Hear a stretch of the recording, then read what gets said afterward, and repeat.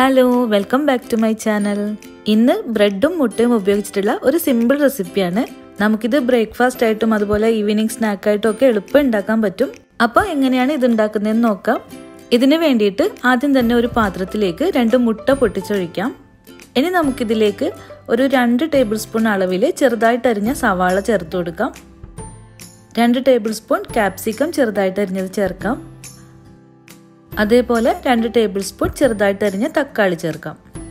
പിന്നെ നമുക്കിതിലേക്ക് കുറച്ച് കറിവേപ്പില അരിഞ്ഞത് വേണം. 1 ടീസ്പൂൺ മതി. 1 ടീസ്പൂൺ മല്ലിയില അരിഞ്ഞതും ചേർക്കാം. 1/2 ടീസ്പൂൺ കുരുമുളക് പൊടിയും പിന്നെ ഇതിലേക്ക് ആവശ്യത്തിനുള്ളൊരു ഉപ്പും കൂടെ ചേർത്ത് കൊടുക്കാം. എരിവിന് പച്ചമുളക് ചേർക്കാനാണ് ഇഷ്ടമെന്നുണ്ടെങ്കിൽ നല്ല പൊടിയായിട്ട് അരിഞ്ഞിട്ട് പച്ചമുളക് ചേർത്താൽ മതി. ഇനി ഇതെല്ലാം കൂടെ നന്നായിട്ടൊന്ന് മിക്സ് ചെയ്തെടുക്കണം. ഇങ്ങനെ മുട്ട റെഡി ആയാൽ നമുക്കിത് മാറ്റി വയ്ക്കാം.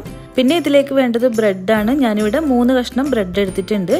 ആദ്യം നമുക്കിതിൻ്റെ നടുഭാഗം സ്ക്വയർ ഷേപ്പിൽ കട്ട് ചെയ്ത് മാറ്റാം.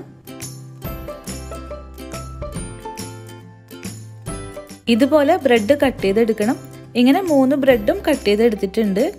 ഇനി നമുക്ക് ഒരു പാൻ ചൂടാകുമ്പോൾ അതിലേക്ക് കുറച്ച് ബട്ടർ ചേർക്കാം. ബട്ടർ അല്ലെങ്കിൽ ഓയിൽ എടുത്താലും മതി.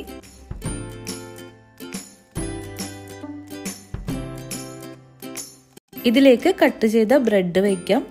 തീ ലോ ഫ്ലെയിമിൽ വെച്ചിട്ട് വേണം നമ്മളിത് ഉണ്ടാക്കാനായിട്ട്. ഇനി ഇതിൻ്റെ നടുവിലായിട്ട് തയ്യാറാക്കി വെച്ച മുട്ട ചേർക്കാം. കുറച്ച് മതി. ഞാനിതിലേക്കൊരു 2.5 സ്പൂണാണ് എടുത്തത്. ഇതിൻ്റെ മുകളിലായിട്ട് ചീസ് വയ്ക്കാം. എന്നിട്ട് ഇതിൻ്റെ മുകളിലായിട്ട് കുറച്ചുകൂടെ എഗ്ഗ് മിക്സ് ചേർക്കാം. 1 സ്പൂണ് മതി. ഇത് എല്ലാ ഭാഗത്തും ഒന്ന് സ്പ്രെഡ് ചെയ്ത് കൊടുക്കണം. നേരത്തെ കട്ട് ചെയ്തെടുത്ത ബ്രെഡ് ഇതിൻ്റെ മുകളിലായിട്ട് വെച്ചു കൊടുക്കാം. ഇങ്ങനെ വെച്ചതിന് ശേഷം ഇത് നന്നായിട്ട് പ്രസ് ചെയ്യണം. തീ ലോ ഫ്ലെയിമിലാവാനായിട്ട് ശ്രദ്ധിക്കണം കേട്ടോ. ഇത് 1 മിനിറ്റിന് ശേഷം മറിച്ചിടാം. 2 ഭാഗവും വേവിച്ചെടുക്കണം. 2 ഭാഗവും ടോസ്റ്റ് ചെയ്ത് ഒരു ഇളം ബ്രൗൺ കളർ ആവുമ്പോൾ നമുക്കിത് പാത്രത്തിൽ നിന്ന് മാറ്റാം. സിമ്പിളായിട്ട് ഉണ്ടാക്കാൻ പറ്റുന്ന ഒരു ഐറ്റമാണിത്. ബ്രെഡും മുട്ടയും ചീസും വെജിറ്റബിൾസും എല്ലാം ചേർന്നിട്ട് നല്ല ടേസ്റ്റുമാണ്. അപ്പോൾ ഇത് വീട്ടിൽ ഉണ്ടാക്കി നോക്കണം. പുതിയ റെസിപ്പിയായിട്ട് വീണ്ടും കാണാം. Thank you.